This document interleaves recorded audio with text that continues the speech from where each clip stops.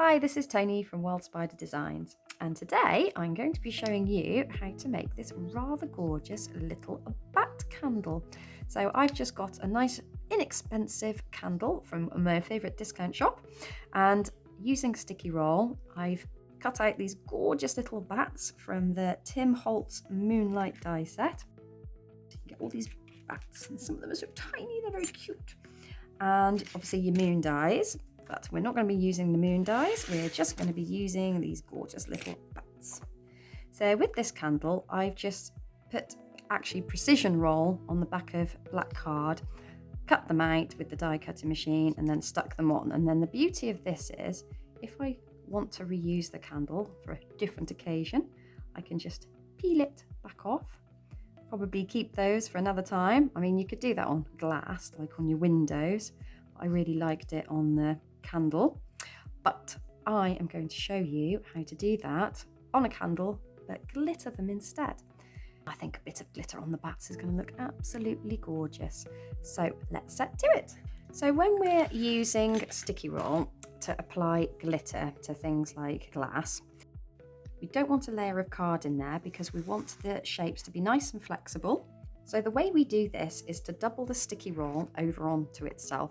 That way we've got a slightly thicker piece to be working with, and the liner will be on both sides of the tape, making it easy to cut the dies with. The easiest way to do this is to unwind your roll, obviously. Open it out nice and wide. Now you're not going to need that much, and you're not going to need much at all really, because those dies aren't actually that big. But what we do need is around about double the amount that you think you'll need. So take your knife and simply cut through. Doesn't matter if there's a bit of a wobble to it. Wind your roll back up and keeping your piece sticky facing up, you simply take the piece and fold it over onto itself.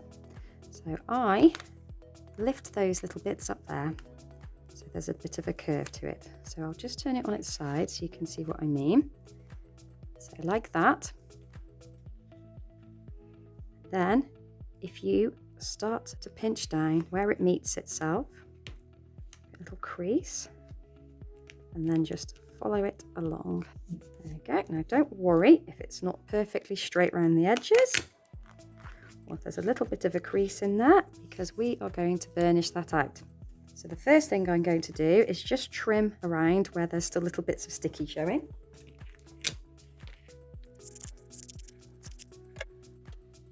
And then we're just going to burnish that down and get rid of any creases or air bubbles. So there you go, you don't have to be absolutely perfect and get it absolutely flat. There we go. So that should be plenty of room for our little old bats. And then we'll just pop that through our die cutting machine.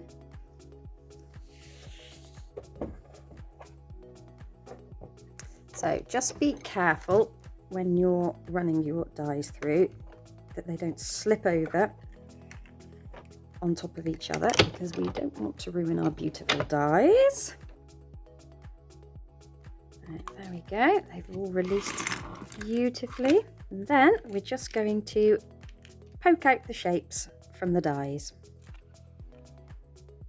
So there we go, we've got a really nice little selection of bats there, and with only one run through the die cutting machine, so we always like that.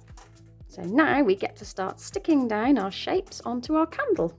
So I'm just going to zoom in a little bit closer so I can show you how to lift the liner. So now we're nice and close, I'm going to show you the best way to remove the liner from a shape that's been cut from doubled over sticky roll. So we need to decide which way our bat's going to be facing. So if you want him facing out this way, we're going to need to remove the other side of the liner. So we're just going to pick right at the tip of his wing. Then as usual, I give it a good burnish, but especially so when it's doubled over sticky roll. So as normal, just nick the liner using a little flicking motion. I always get my finger nice and close towards the end so it hasn't got much give. Now, sometimes when you're doing this, the sticky roll will lift with the piece of liner that you're trying to remove. It hasn't this time. I can feel it's on there. If it does, just push it down and remove the sticky roll from the liner and push it back onto the piece that you want it on. So thankfully it's done as it's told on this occasion. And then we just need to remove the rest of the liner. So there we have a nice sticky bat, the right way round to put on the candle. And I'm just going to pop him on a piece of release paper so he stays nice and safe until we're ready to stick him on the candle, because we don't want him ending up stuck to any of my clothes. And now I'm just going to peel off the rest of the liner from these lovely little bats. And so now on to decorating our candle.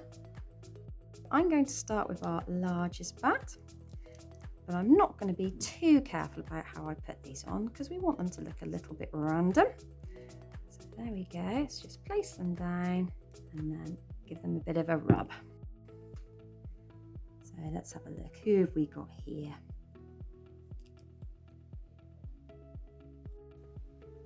There we go, I think we've got enough bats on there. I do sometimes rather think that less is more, and I think I'm just going to move him slightly.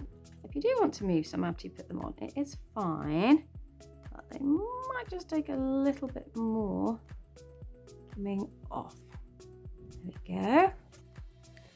As you can see, the sticky roll has slipped a little bit off the liner there. So let's poke that down. And then lift the liner back up, just pop it on top because we want to give that a good rub. There we go. So then, what I'm going to do is make sure that these are nice and flat on the glass just by rolling the glass along my cutting mat. There we go. And now we get to do the really fun bit, which is to apply the glitter. So there we have our catching sheet, and I am using the black glitter, which is absolutely gorgeous. It's like a sequined dress, I love it. So all we need to do now is remove the liner from the shapes. So I'm just going to use tweezers for this. There we go. You can use your knife if you wish. So if you have trouble lifting the liner, just burnish it down onto the glass jar before you lift it. You shouldn't have too much problem. And then we just sprinkle over the glitter nice and liberally, and then just press it down into the shapes and then give it a little rub.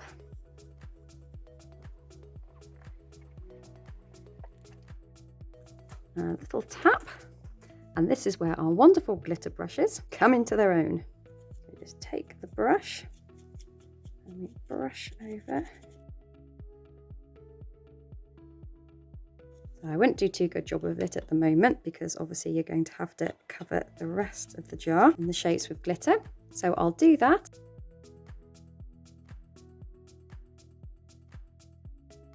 Now, if your jar does pick up a lot of the glitter just because you've been handling it a bit and it's got a bit static, just give it a little tap over with your anti-static pad before you remove the liner from the shapes, and then you should get far less glitter sticking to it, but mine hasn't actually been too bad. Now, this would be an amazing technique to use with your embossing powders as well as glitter. Definitely make sure you use an anti-static pad before you apply embossing powders to glass. But there you go. What do you think? I absolutely love it. And those little sparkly bats are just gorgeous. I think anyone would be happy to have that on their Halloween mantelpiece. Well, I hope you enjoyed that little tutorial. If you did, make sure you subscribe to our YouTube channel and give us a like. If you have any questions, just give me a shout and I'll see you soon.